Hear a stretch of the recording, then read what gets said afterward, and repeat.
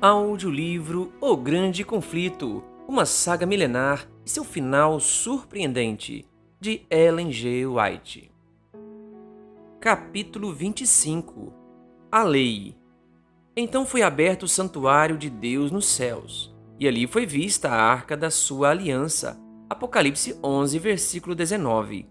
A arca da aliança está no lugar santíssimo, o segundo compartimento do santuário, no cerimonial do tabernáculo terreno, que servia como cópia e sombra daquele que está nos céus. Essa parte só era aberta no grande dia da expiação para a purificação do santuário.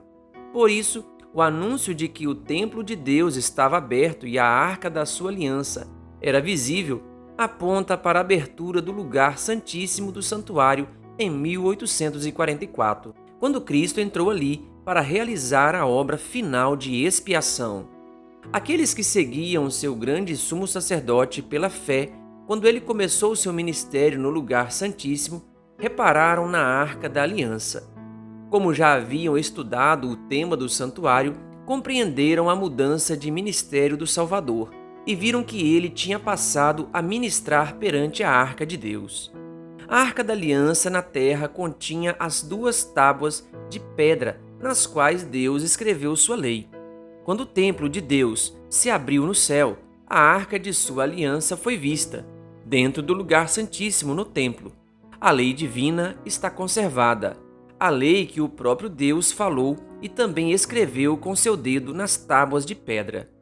Aqueles que compreenderam esse aspecto viram, como nunca antes, a importância das palavras do Salvador. Enquanto existirem céus e terra, de forma alguma desaparecerá da lei a menor letra ou menor traço. Mateus 5, versículo 18. Por ser a revelação de sua vontade e a transcrição de seu caráter, a lei de Deus deve perdurar para sempre. O sábado está no centro dos 10 mandamentos. O Espírito de Deus impressionou aqueles estudiosos de sua palavra, mostrando a eles que, em ignorância, estavam transgredindo essa lei ao desconsiderar o dia de descanso do Criador. Começaram a examinar as razões para a guarda do primeiro dia da semana. Não conseguiram encontrar nenhuma evidência de que Deus tivesse abolido o quarto mandamento ou mudado o sábado. Estavam buscando honestamente conhecer e fazer a vontade do Senhor. Então, demonstraram sua lealdade a Deus, santificando seu sábado. Muitas pessoas tentaram subverter a fé desses fiéis.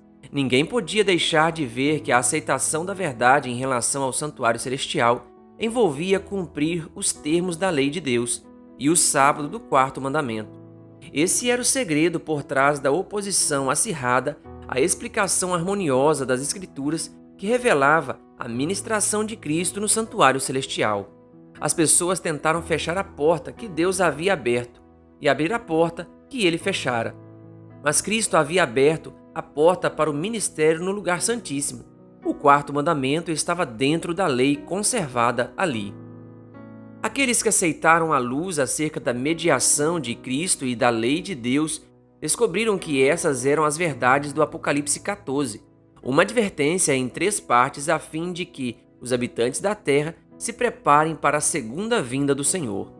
O anúncio de que chegou a hora do seu juízo destaca uma verdade que precisa ser proclamada até a intercessão do Salvador terminar e ele voltar para tomar seu povo para si. O juízo que começou em 1844 deve continuar até os casos de todos serem decididos, tanto dos vivos quanto dos mortos. Por isso, ele se estenderá até o fim do tempo da graça. Para que estejamos prontos a comparecer no juízo, a mensagem ordena: temam a Deus e glorifiquem-no. Adorem aquele que fez os céus, a terra, o mar e as fontes das águas. A Bíblia nos conta qual é o resultado de aceitar tais mensagens.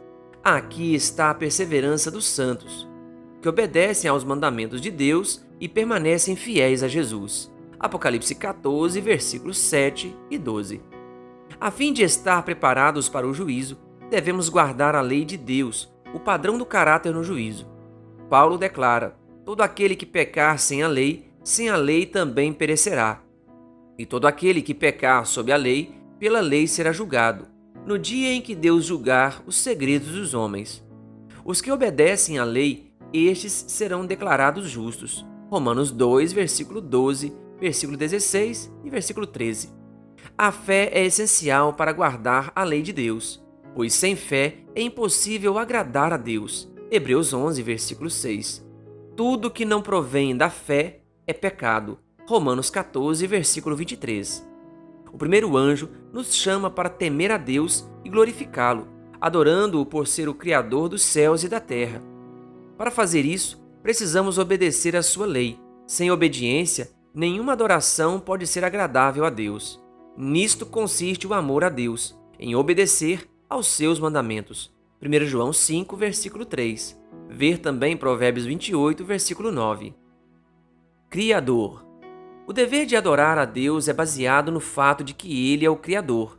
Venham, adoremos prostrados e ajoelhemos diante do Senhor, o nosso Criador. Salmo 95, versículo 6.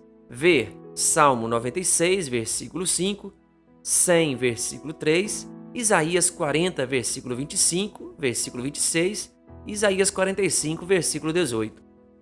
Apocalipse 14 convida as pessoas a adorar o Criador e a guardar os mandamentos de Deus. Um desses mandamentos aponta para Deus como Criador. O sétimo dia é o sábado dedicado ao Senhor, o teu Deus, pois em 6 dias o Senhor fez os céus e a terra, o mar e tudo que neles existe. Mas no sétimo dia descansou.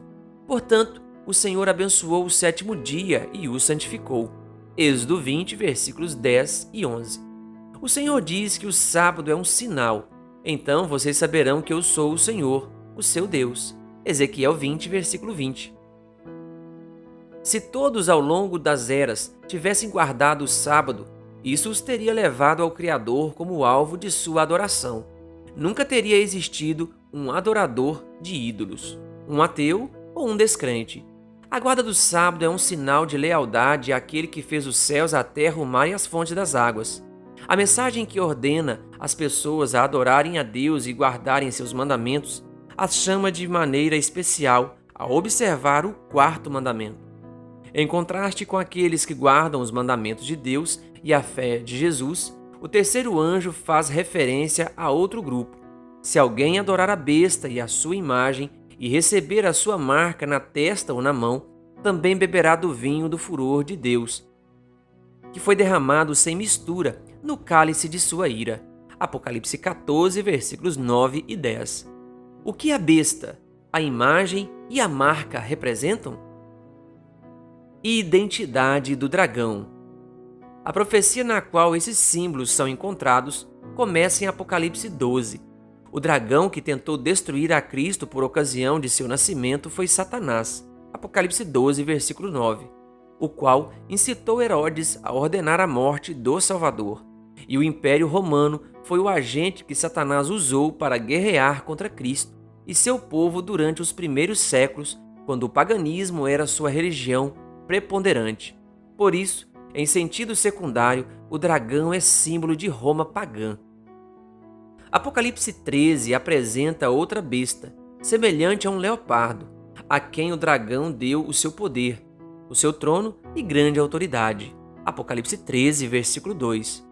Esse símbolo, conforme historicamente a maioria dos protestantes tem acreditado, representa o papado, o qual assumiu o poder, o trono e a autoridade que o Império Romano teve no passado. A Bíblia diz o seguinte acerca dessa besta semelhante a um leopardo: à besta foi dada uma boca para falar palavras arrogantes e blasfemas. Ela abriu a boca para blasfemar contra Deus e amaldiçoar o seu nome e o seu tabernáculo, os que habitam nos céus. Foi-lhe dado o poder para guerrear contra os santos e vencê-los. Foi-lhe dado autoridade sobre toda tribo, povo, língua e nação. Apocalipse 13, versículos 5 a 7. Essa profecia é praticamente idêntica à descrição do chifre pequeno de Daniel 7. Aponta de maneira inquestionável para o papado. E lhe foi dada autoridade para agir durante 42 meses. Apocalipse 13, versículo 5. Os 3 anos e meio, ou os 1260 dias de Daniel 7, durante os quais o poder papal oprimiria o povo de Deus. Esse período, conforme salientado em capítulos anteriores, começou a supremacia em 538 d.C. e terminou em 1798. Na época, o poder papal recebeu sua ferida mortal e a predição se cumpriu. Se alguém leva para cativeiro vai. Versículo 10. A ascensão de um novo poder. Nesse momento, a profecia introduz um novo símbolo. Então vi outra besta que saía da terra, com 2 chifres, como cordeiro, mas que falava como dragão. Apocalipse 13, versículo 11. Essa nação é diferente das apresentadas pelos símbolos anteriores. Os grandes reinos que governaram o mundo foram apresentados ao profeta Daniel como animais predadores, os quais se levantaram quando os 4 ventos do céu agitavam o mar grande. Daniel 7, versículo 2. Em vez disso, porém, João viu a besta com chifres de cordeiro saindo da terra. Em lugar de derrubar outros poderes para se estabelecer, a nação representada dessa maneira deveria se levantar em território até então desocupado e crescer de maneira pacífica. Por isso, não poderia surgir em meio às populosas e conflitantes nações do Velho Mundo. Devemos procurá-la no continente ocidental. Que nação do Novo Mundo estava ascendendo em poder em 1798, dando promessas de força e chamando a atenção do mundo? Uma nação, e somente uma, cumpre essa profecia: os Estados Unidos da América. Ao descrever a ascensão dessa nação, inconscientemente o historiador usa quase que as palavras exatas da Bíblia. Um escritor proeminente fala sobre os mistérios de ter saído do nada e completa: como semente silenciosa, cresceu e se transformou em império. Um jornal europeu de 1850 se referiu aos Estados Unidos como uma nação que emergiu e, em meio ao silêncio da terra, diariamente aumenta em poder e orgulho. Com 2 chifres como cordeiros. Os chifres de cordeiro indicam juventude, inocência e bondade. Dentre os exilados cristãos que fugiram da opressão real e da intolerância religiosa para a América, havia muitos que estavam determinados a instituir a liberdade civil e religiosa. A Declaração da Independência proclama a verdade de que todos os homens foram criados iguais e foram dotados do direito inalienável à vida, liberdade e busca da felicidade. A Constituição garante ao povo o direito do autogoverno, exigindo que os representantes eleitos por voto popular promulguem e administrem as leis. Também concede liberdade de religião. O republicanismo e o protestantismo se tornaram os princípios fundamentais da nação, o segredo para seu poder e sua prosperidade. Milhões se dirigiram às suas praias, e os Estados Unidos ascenderam a uma posição entre as mais poderosas nações da Terra. Contradição gritante. Entretanto, a besta com chifres como cordeiro falava como dragão, exercia toda a autoridade da primeira besta, em nome dela, e fazia a terra e seus habitantes adorarem a primeira besta, cujo ferimento mortal havia sido curado. Ordenou-lhes que fizessem uma imagem em honra à besta, que fora ferida pela espada e contudo revivera. Apocalipse 13, versículos 11, 12 e 14. Os chifres como cordeiro e a voz de dragão apontam para uma contradição. A predição de que falaria como dragão e exerceria toda a autoridade da primeira besta prevê que ela desenvolveria um espírito de intolerância e perseguição semelhante ao do dragão e da besta com aspectos de leopardo. E a declaração de que a besta com 2 chifres faz a terra e seus habitantes adorarem a primeira besta indica que a autoridade dessa nação estenderá sua lealdade ao papado. Esse ato seria contrário aos princípios básicos de suas instituições livres, as afirmações solenes da Declaração de Independência e a Constituição. A Constituição estipula que o Congresso não fará nenhuma lei acerca do estabelecimento de uma religião ou da proibição de seu livre exercício, e nenhuma prova religiosa será necessária como qualificação para ocupar qualquer ofício ou cargo público nos Estados Unidos. No entanto, o símbolo aponta para a violação flagrante desses elementos de proteção à liberdade. A besta com chifres de cordeiro, professando ser pura, bondosa e inofensiva, fala como dragão. dizendo aos que habitam sobre a terra que façam uma imagem à besta. Aqui a profecia apresenta uma forma de governo na qual o poder legislativo está nas mãos do povo, uma evidência bastante clara de que os Estados Unidos são a nação indicada. O que é a imagem da besta? Como ela se forma? Quando a igreja primitiva se tornou corrupta, foi em busca do apoio do poder secular. Resultado, o papado, a igreja que controlava o Estado, especialmente para punir heresias. Para que os Estados Unidos formem uma imagem à besta, o poder religioso deve controlar o governo civil, a fim de que a igreja use o Estado para cumprir os próprios objetivos. As igrejas protestantes que seguiram os passos de Roma têm demonstrado um desejo semelhante de restringir a liberdade de consciência. Um exemplo é a antiga perseguição de dissidentes feita pela Igreja Anglicana. Durante os séculos XVI e XVII, pastores e membros não conformistas enfrentaram multas, cárcere, tortura e martírio. A apostasia levou a igreja primitiva a buscar o auxílio do governo civil, e isso abriu caminho para o papado, a besta. Paulo disse: "Antes daquele dia virá a apostasia, e então será revelado o homem do pecado, o filho da perdição." 2 Tessalonicenses 2, versículo 3. A Bíblia declara: "Saiba disto, nos últimos dias sobrevirão tempos terríveis. Os homens serão egoístas, avarentos, presunçosos, arrogantes, blasfemos, desobedientes aos pais, ingratos, ímpios, sem amor pela família, irreconciliáveis, caluniadores, sem domínio próprio, cruéis, inimigos do bem, traidores, precipitados, soberbos, mais amantes dos prazeres do que amigos de Deus, tendo aparência de piedade, mas negando o seu poder."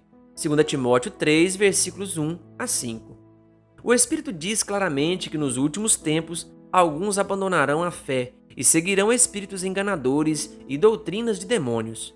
1 Timóteo 4, versículo 1. Todos aqueles que rejeitaram o amor à verdade que os poderia salvar aceitarão um poder sedutor, a fim de que creiam na mentira. 2 Tessalonicenses 2, versículos 10 e 11. Quando isso acontecer, os resultados serão os mesmos dos primeiros séculos. Muitos acham que a grande diversidade de crenças entre as igrejas protestantes é prova de que jamais acontecerá uma uniformidade forçada. Por anos, porém, tem crescido dentro das igrejas protestantes o desejo por união. A fim de colocar em prática essa união, precisam evitar o debate de temas com os quais não concordam.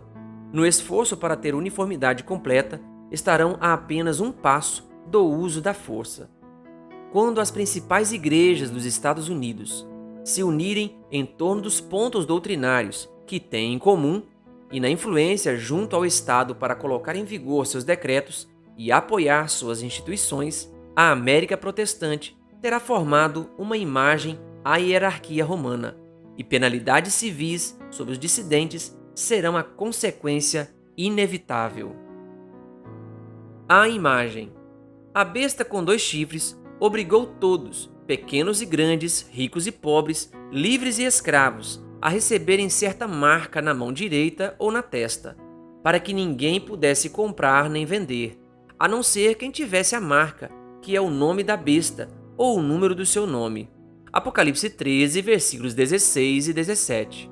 O terceiro anjo adverte: se alguém adorar a besta e a sua imagem e receber a sua marca na testa ou na mão, também beberá do vinho do furor de Deus, que foi derramado sem mistura no cálice da sua ira. Apocalipse 14, versículos 9 e 10. A besta, cuja adoração é imposta, é a primeira de Apocalipse 13, com aspecto de leopardo, o papado. A imagem à besta representa a forma de protestantismo apostatado que se desenvolverá quando as igrejas protestantes procurarem auxílio do poder civil para compelir todos a aderirem às suas crenças. Resta ainda a marca da besta para ser definida. Aqueles que guardam os mandamentos de Deus são contrastados com os que adoram a besta, sua imagem e recebem sua marca. De um lado, a guarda da lei de Deus e do outro, sua transgressão será o ponto de distinção entre os adoradores do Senhor e os adoradores da besta. A característica especial da besta e de sua imagem é a quebra dos mandamentos divinos. Daniel diz que o chifre pequeno, o papado, tentará mudar os tempos e as leis. Daniel 7, versículo 25. Paulo chamou o mesmo poder de homem do pecado, 2 Tessalonicenses 2, versículo 3, o qual se exaltaria acima de Deus. Somente por meio da mudança da lei divina, o papado poderia se exaltar acima do Senhor. Todo aquele que conscientemente guardar a lei modificada prestará honra suprema às leis papais, uma marca de aliança ao Papa, em lugar de lealdade a Deus. O papado tem procurado mudar a lei de Deus. Mudou o quarto mandamento na tentativa de autorizar a observância do primeiro dia em lugar do sétimo dia, o sábado.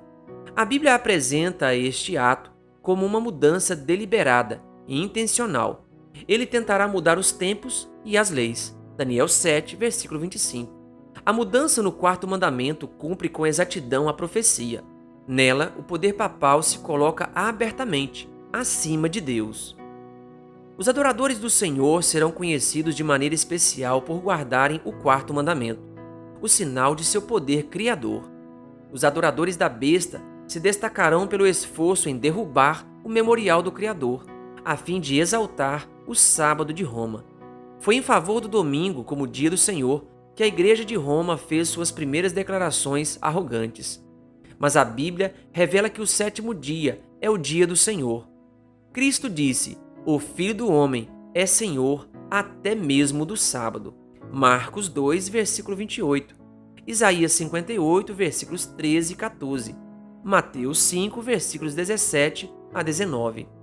Suas próprias palavras refutam a alegação frequente de que Cristo mudou o sábado. Silêncio total. Os protestantes admitem que o Novo Testamento fica em silêncio absoluto a respeito de qualquer ordem explícita para a guarda do sábado. Entre colchetes, se referindo-se, neste caso, ao domingo, o primeiro dia da semana. Fecha colchetes, ou as regras definidas para sua observância.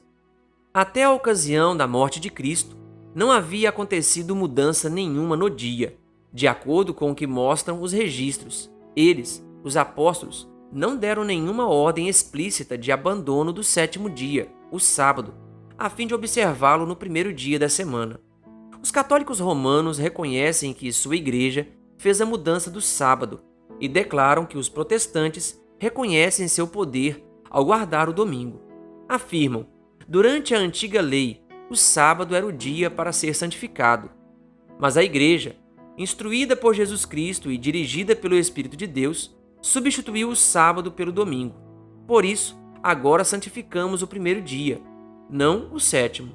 O domingo significa e hoje é o dia do Senhor. Com o sinal da autoridade da Igreja Romana, escritores católicos citam o próprio ato da mudança do sábado para o domingo, aceito pelos protestantes, pois ao guardar o domingo, reconhecem o poder da Igreja para autorizar festas e ordenar que é pecado ignorá-las. O que então seria a mudança do sábado senão o sinal, a marca da autoridade da Igreja de Roma, a marca da besta? A Igreja Romana ainda não abriu mão de sua reivindicação à supremacia. Quando o mundo e as igrejas protestantes aceitam o sábado que ela criou, ao passo que rejeitam o sábado bíblico, estão praticamente concordando com sua alegação. Ao fazer isso, ignoram o princípio que a separa de Roma, segundo o qual a Bíblia e somente a Bíblia é a religião dos protestantes. À medida que o movimento de imposição do domingo conquistar favor, reunirá com o tempo todo o mundo protestante sob o estandarte de Roma. Porta-vozes católicos declaram que a observância do domingo pelos protestantes é um tributo que prestam, a despeito de si mesmos, à autoridade da Igreja Católica. Se uma igreja impuser um dever religioso usando o poder secular, isso formará a imagem à besta. Logo, a imposição da guarda do domingo nos Estados Unidos significará a imposição da adoração da besta e de sua imagem. Os cristãos de gerações passadas guardaram o domingo pensando que estavam observando o sábado bíblico. Existem hoje cristãos verdadeiros em todas as igrejas. Eles creem honestamente que Deus estabeleceu o domingo como dia de guarda. O Senhor aceita sua sinceridade e integridade, mas, quando a observância do domingo for imposta por lei e o mundo for iluminado em relação ao sábado verdadeiro, todo aquele que transgredir a ordem divina, a fim de obedecer a um ensino de Roma, estará por meio desse ato, honrando o papado acima de Deus. Essas pessoas prestarão tributo a Roma, adoração à besta e sua imagem. Ao fazê-lo, aceitarão o sinal da lealdade a Roma, a marca da besta. Somente quando a questão for claramente explicada às pessoas e elas fizerem a escolha entre os mandamentos de Deus e os mandamentos dos homens, aqueles que continuarem a transgredir a lei de Deus receberão a marca da besta. A advertência. A mensagem do terceiro anjo contém a advertência mais temível já dirigida aos mortais. As pessoas não serão deixadas na escuridão a respeito dessa importante questão. Esse aviso será dado ao mundo antes que venham os juízos divinos, a fim de que todos tenham a oportunidade de escapar deles. O primeiro anjo faz seu anúncio a toda nação, tribo, língua e povo. A advertência do terceiro anjo não será menos abrangente do que isso. Será proclamada em grande voz e atrairá a atenção do mundo. A mensagem dividirá a população mundial em dois grandes grupos: aqueles que guardam os mandamentos de Deus e a fé em Jesus, e aqueles que adoram a besta, sua imagem e recebem sua marca. Igreja e Estado se unirão para obrigar todos a receberem a marca da besta. Porém, o povo de Deus não a receberá. O profeta viu, em pé junto ao mar, os que tinham vencido a besta, a sua imagem e o número do seu nome. Eles seguravam harpas, que lhes haviam sido dadas por Deus. Apocalipse 15, versículo 2. Que Deus lhe abençoe. Se inscreva no canal O Bom da Bíblia no YouTube e ative o sininho das notificações.